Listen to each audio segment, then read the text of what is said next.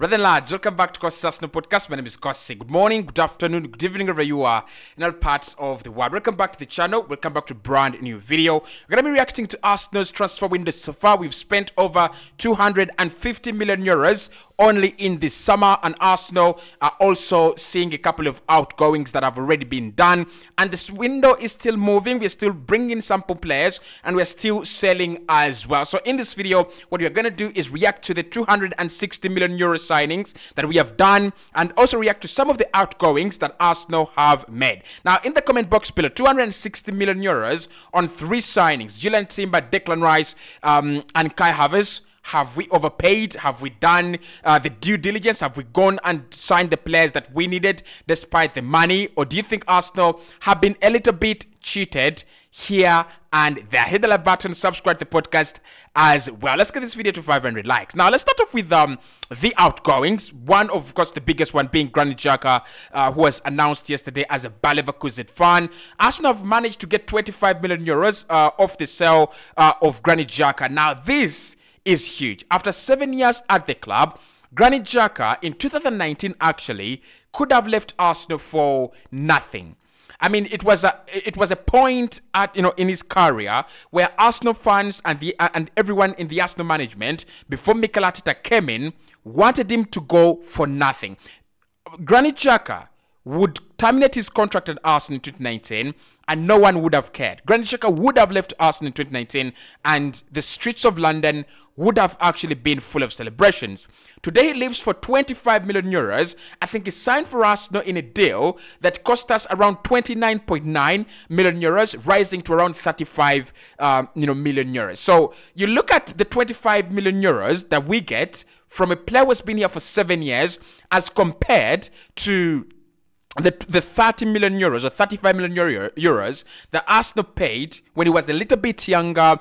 He was 21, then 22, Granit Xhaka, or maybe 23, and now leaves Arsenal Football Club 7 years later. He's 30 years old, and Arsenal have managed to get 25 million euros. That is very good business. And for me, that is already a 1 out of 10 in this transfer window. Getting Granit Xhaka out of Arsenal, getting him off the books is such a very important step. I've already talked about the difficult deals, that when Edu starts doing the difficult deals, Xhaka out of the door, El Neni out of the door, Nketiah out of the door, Balogun out of the door, those are going to define what a sporting director Edu is. Is he the kind of sporting director that is very easy at very good and easy at doing very easy deals? Like, he can easily ship off Pepe, he can easily renew a contract for Gabriel Martinelli. But when it comes to signing those big names, when it comes to making those big decisions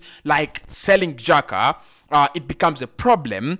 That's always going to be a defining moment in his career at Arsenal. And for me, he's done it. He's actually gone and recouped over 25 million euros from a player that has been here for 7 years. Maybe he's not had the best of careers. He's not your Eden Hazard, who will cost over 100 million in his 30s. But the truth is, Xhaka leaving Arsenal for 25 million euros is a very good job by Edu and Mikel Arteta. So for me, that is already a 1 out of 10. The other 1 out of 10 I would give to the team is definitely shipping off Pablo Mari and Ainsley Maitland-Niles. And Niles is one of has been a recurring problem at Arsenal. I've never felt Niles as a quality Premier League player. Like, I would never recommend one Premier League club that should sign Ainsley Maitland-Niles, and the reason, I think he's a hard-working guy. I think he's a very good, maybe character. I do not know much about his character. But my problem with Ainsley is he has failed to become a master of one trade. He's a jack of all trades, plays at right back, plays attacking midfield, plays at defensive midfield, plays at central midfield. But he's failed to nail down one position where anyone can go. This is where Ainsley plays, and therefore this is how good he is, in this position. So for me, Ainsley Maitland-Niles eventually leaving Arsenal, and Arsenal and Mikel Arteta and Edu not thinking of renewing his contract. It is something that we have actually benefited from. Now, of course, I will give them some criticism because Ainsley is a player that we should have sold in 2019, 2020, but we kept on, procrastinating his sell until he's gone and we've got nothing. But the fact that Arsenal have not even thought about renewing his deal, just as Pablo Mari, I think that is a 2 out of 10. Now let's talk about the Maki signing. So in terms of incomings, we have acquired a midfield machine, dynamite, one of the most progressive and pragmatic players all in one in Declan Rice for £105 million. Now, before we get to the price, this is a 5 out of 10 signing, and that already takes our window to 7 out of 10. Why it is what is a 5 out of 10 signing? One, we are looking at a player who redefines history of Arsenal Football Club. We are looking at a player who changes our entire midfield, upgrades our entire midfield. And we are also looking at a player who has a priority on the list of Manchester City, Chelsea, Liverpool, and Man United, plus Bayern, plus Madrid, plus a couple of other teams as well. So, in simple terms, Arsenal have won the race to sign Declan Rice ahead of Madrid, ahead of Bayern, ahead of Man City, ahead of Chelsea, and ahead of Man United. Like, the last time Arsenal competed for a player seriously with Europe's finest, and we won that signing, was no one. I do not remember Arsenal fighting for a signing, against a top European side, and we won that race. I don't remember when. I really, really do not remember. Now, there are a few stories that have been concocted. Player ABCD has come to Arsenal after snubbing maybe Chelsea or Liverpool. But when Manchester City actively bid, and Arsenal actively bid, and the player chooses Arsenal, and Arsenal outbid Manchester City, it's the first time it has happened in a very, very long time. And that redefines our history. That redefines our trajectory, and that establishes a very different trajectory and road that Arsenal are going on to. So Declan Rice is not just a good signing on the pitch, which we are going to talk about, but it's such a very good motivation as a signing. You look at all these players around, the likes of, Odegaard, much more talented and gifted than Declan Rice. Emil Smith-Rowe, for me, much more talented and gifted than Declan Rice. But when you sign a player like Declan Rice from rivals, West Ham, against the will of arch rivals, Man United and Manchester City, you've literally announced yourself as a big boy. We are literally saying, what's up? We are literally saying the title, what's up? We are literally saying the UCL, what's up? And all the clubs in Europe are going to start looking at Arsenal as a threat. So for me, that's a 5 out of signing.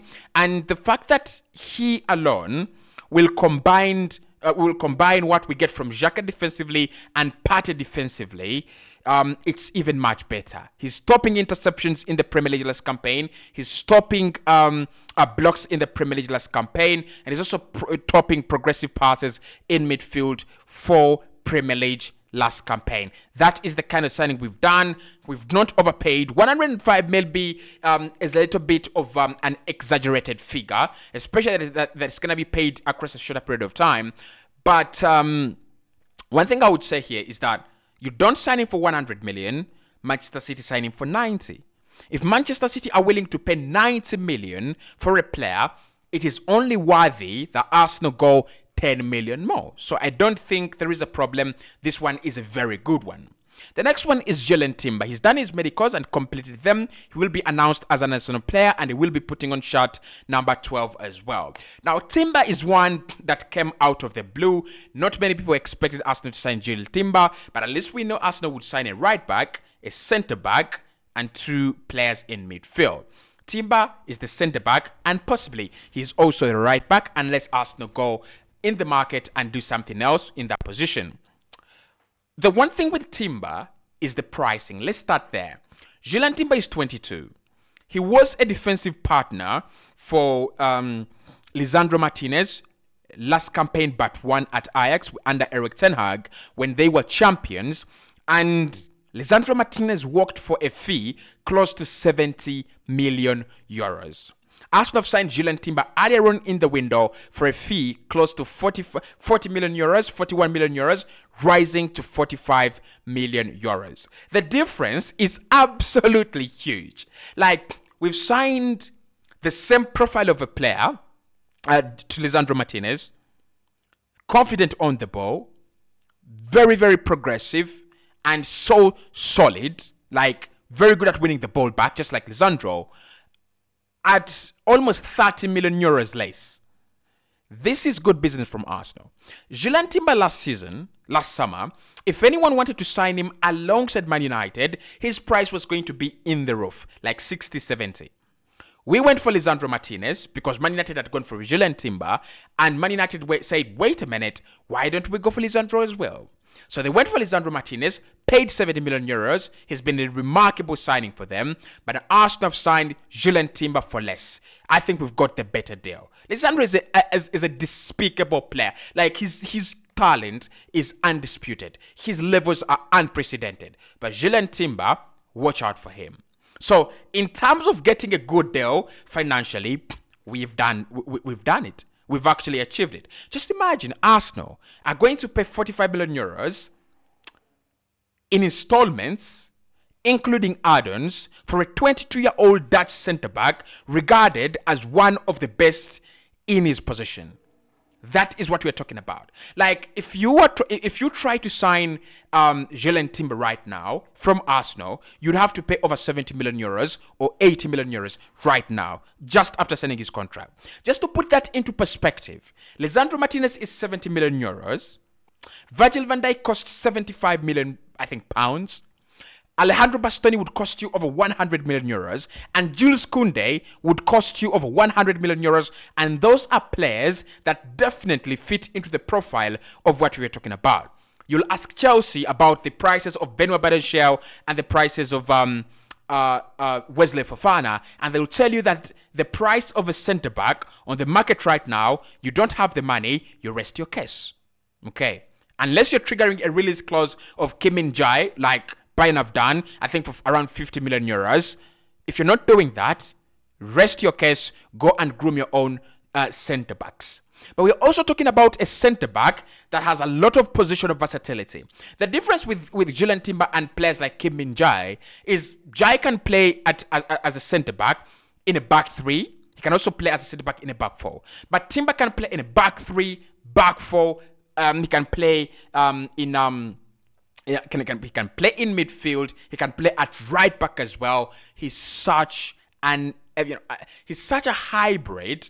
He's such an example of a modern fullback, of a modern defender. Like, he can play there. We talked about Matteo Darmian when we were linked with him at first. I talked about Matteo Darmian and the role that he's playing for Inter Milan. That is exactly what Arsenal are getting here, but in terms of talent and technical ability levels. So for me, Timber signing is a good, very, very, very good signing. Of course, I don't think it raises the rating of our transfer window. It's still a 7 out of 10, but he's such a good signing. For 40 million euros, Arsenal haven't paid the right price, but we have got an absolute steal. This guy, if you look to sell him to a bigger powerhouse in the future, Arsenal could get twice what we've paid. Like, he could move for 90 million euros, or if not 100 million euros. Like, centre backs have become that expensive, and Timber is that good.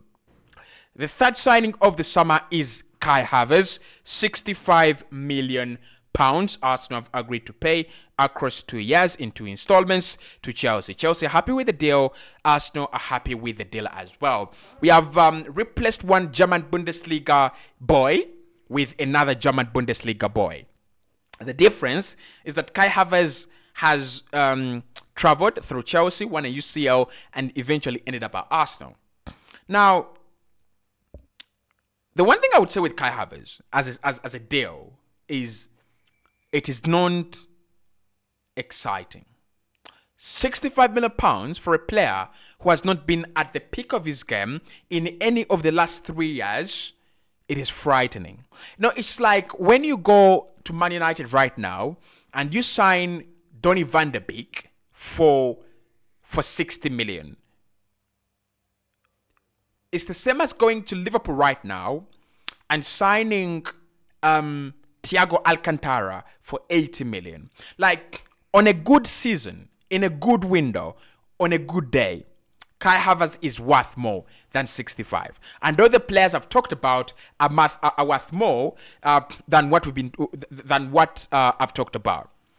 But because they've had such, worrying declines in their future, in their careers, the price for Kai Havertz is not satisfactory enough.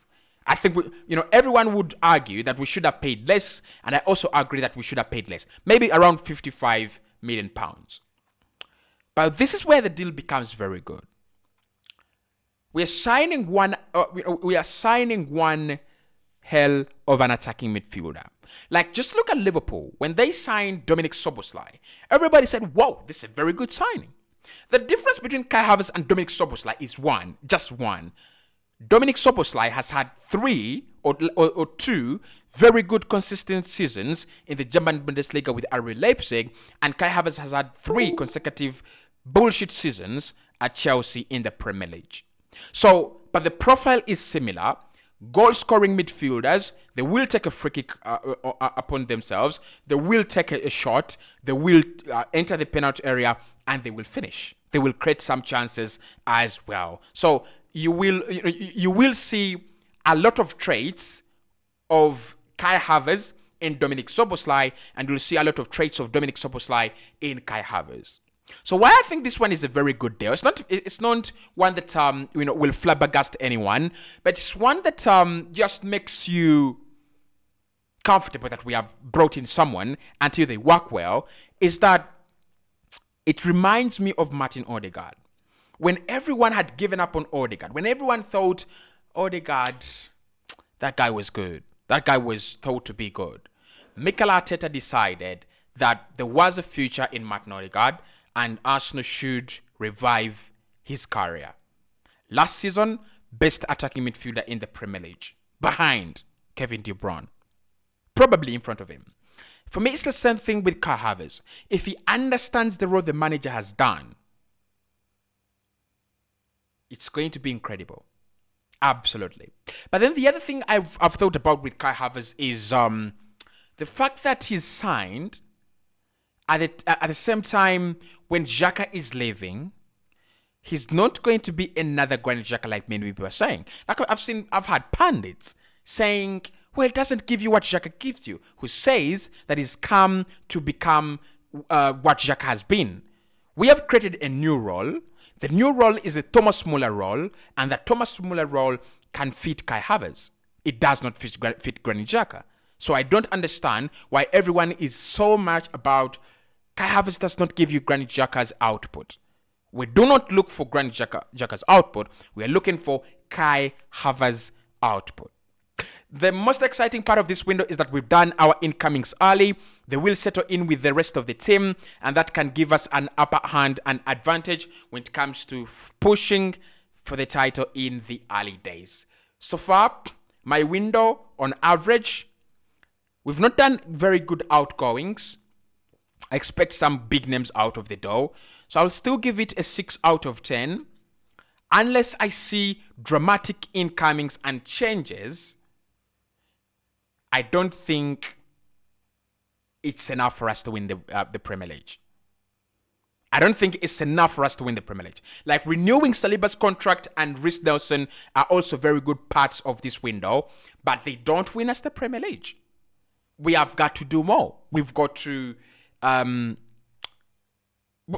more. Like, that's all I'm going to say. We've got to do more. Like, if we could sign a forward, that would take our window to an 8 out of 10. We could, if we get rid of Pepe,